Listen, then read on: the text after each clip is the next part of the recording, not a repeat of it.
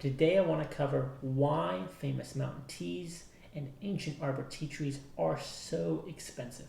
And one way to help you understand why certain mountains are far more expensive than maybe, say, a smaller garden deep in the forest that has similar aged trees, and maybe the trees even look identical to some of the famous mountains, why would something like Laobanzang, Yiwu, Jingmai be so expensive? So I'm going to leave you all with this analogy to help you understand why some mountains are more expensive than others. I call this the apple tree analogy. I'll use this quite a lot in my lectures or when I'm talking about Pu-erh tea.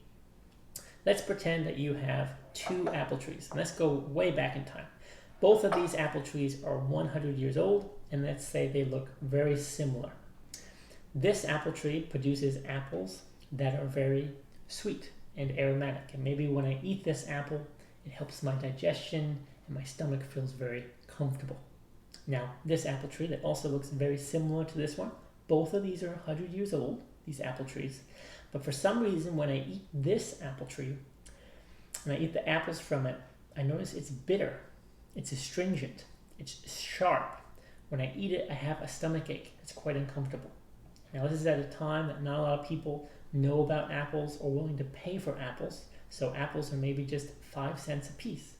So naturally, people would only want to eat apples from the apple tree that's sweet and comfortable. So as slowly as time goes on, this apple tree gets well taken care of and well groomed. And then this apple tree slowly gets forgotten about. And then as we fast forward through time, people are starting to hear more about apple trees. Wow, apple trees are so good for digestion. They have a very beautiful, sweet taste profile, and it's grown very deep in the forest, so it must have a lot of nutrition. And as demand rises, so does the price. And then one day, these apples are maybe $10, $15. More and more people are interested in drinking and eating these apples. And then they go up to $20, $30, $40, $50. They get to a point where they start to be quite expensive and not affordable or readily available for everyone to be able to try. So as more people want to try these apples, there starts to be people that visit the area where these apples are grown. And they want to learn, what does an apple taste like? How much does it cost? How is it grown? And they go to this area and they think $50 for an apple is quite absurd. But they see in this forest area, they also find this old forgotten apple tree that has not been well maintained, is overgrown, but they look closely and this tree looks very similar as this tree, and the apples growing on it also look very similar. So they pick that apple, and this is the first time they've ever tried an apple, and they notice it, oh, why is it so bitter? Why is it so astringent? It makes my stomach upset. But I've heard all these wonderful things about apples. So they start to take these apples, and they find that these apples are only 10, 15 cents. Meanwhile, these famous apples are 50-some dollars.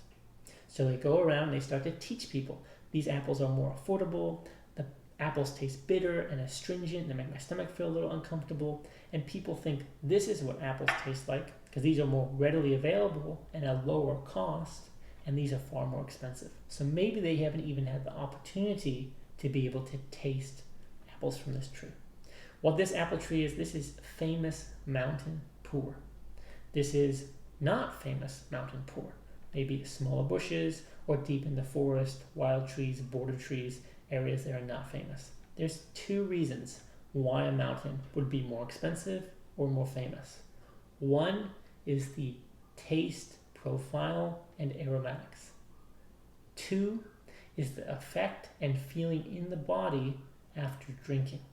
Those are the two major contributing factors to why a mountain would be more famous and more expensive. So next time you want to know why is a certain tea more expensive than others, you can kind of refer to this apple tree analogy. So I hope that helps you understand why some mountains are more expensive than others.